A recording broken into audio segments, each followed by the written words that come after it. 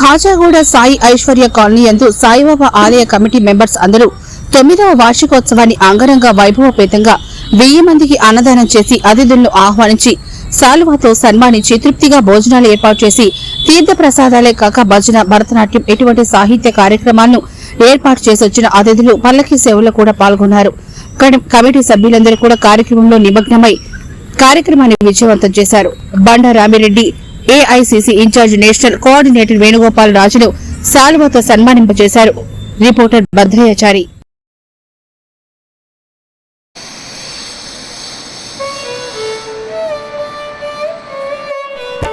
ఈరోజు 9వ సాయిబాబా వార్షికోత్సవం సందర్భంగా ఆలయ కమిటీ మెంబర్ బండా రామిరెడ్డి గారు ముఖ్య అతిథులను పిలిచి శాలువాతో సన్మానింపజేశారు.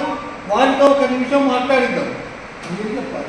ఈరోజు మా సాయిబాబా మందిరం కట్టి 9 సంవత్సరాలు పూర్తయింది. 9వ వార్షికోత్సవం చాలా ఘనంగా జరపడం జరిగింది.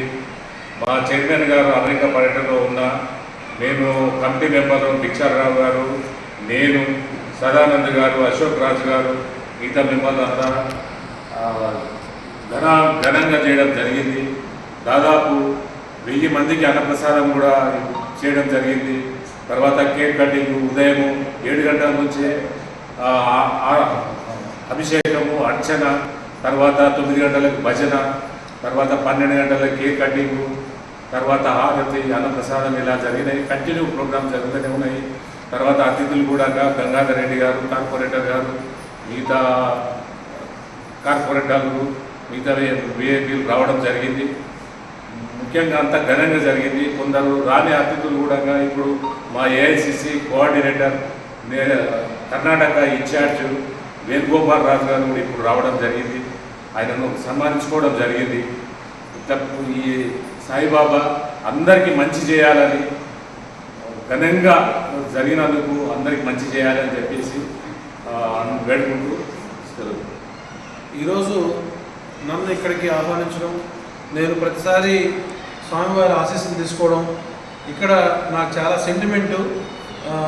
ఏ మంచి పని చేసినా ఇక్కడ వచ్చి స్వామివారి ఆశీస్సులు తీసుకోవడం.